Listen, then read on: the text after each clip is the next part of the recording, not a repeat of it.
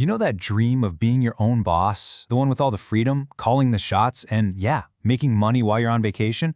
Well, it's an awesome dream. But for a lot of people, the reality is, well, it's a total nightmare. And that was the story for a guy named Stickes, who learned this lesson the absolute hardest way. All right, let's get right into it. So, Stick starts this little printing shop, right? He's full of excitement. But pretty soon, he's working morning, noon, and night. He's doing the sales, running the printers, dealing with customers, literally everything. And then one day, it just hits him like a ton of bricks. If he gets sick, if he takes a day off, the entire business just stops.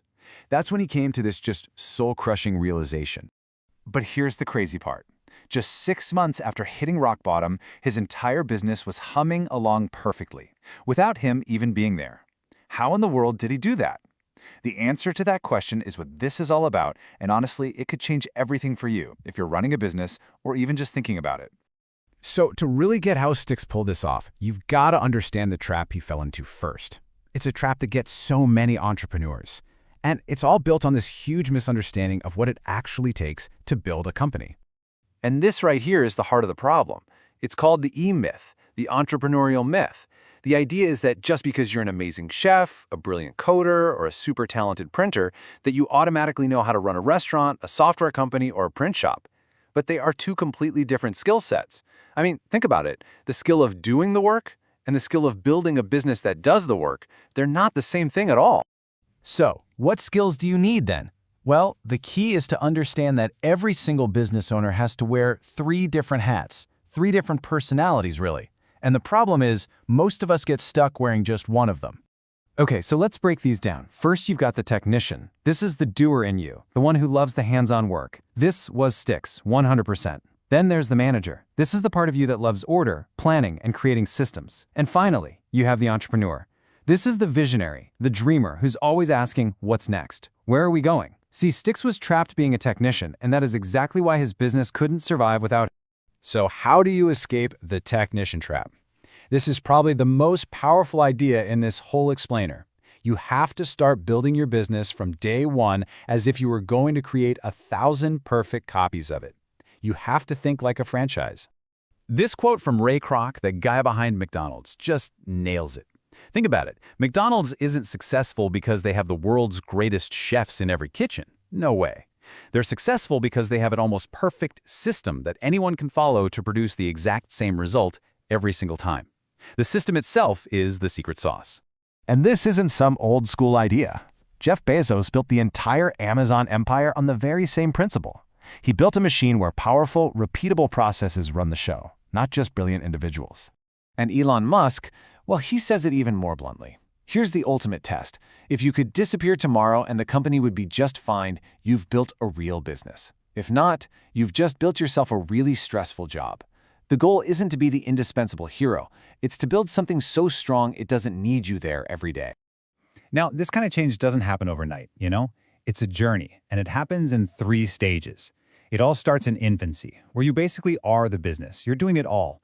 Then comes the really hard part, adolescence. This is where you have to learn to let go, to hire people, and to start building those all-important systems. And the goal, the real prize, is to reach maturity. That's when the business truly runs itself and you're finally free. All right, so we get the why now, right? We get the mindset shift, the 3 roles, the stages of growth. But what about the how? Like, what do you actually do to make this happen? Well, let's get into the action plan, the 7 blueprints you need to build a business that can run itself. Okay, this is the engine that drives the whole transformation. First, you have to create systems for absolutely everything, from how the phone gets answered to how you onboard a new client. Then, you write it all down in clear, simple, standard operating procedures, or SOPs, so that anyone can do the job the right way. That allows you to delegate without being afraid, because you're trusting the system, not just a person. This is how you build a real team that can think for itself, not just a bunch of helpers waiting for your instructions. Next, you automate your finances so you always know where your money is. You build a brand that people trust, a brand that's bigger than just you. And finally, and this is the ultimate test, you build the business as if you were going to sell it tomorrow.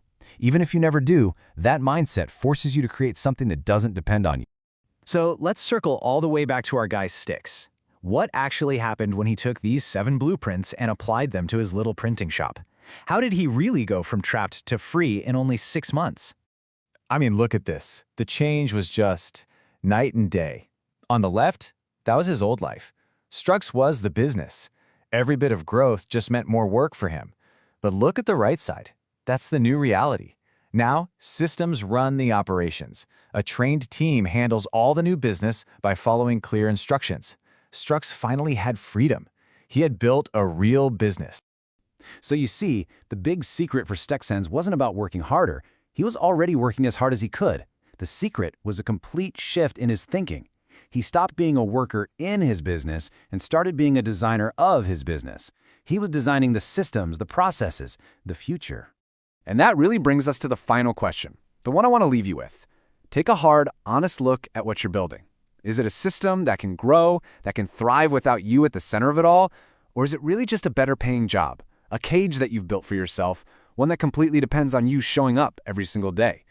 The answer to that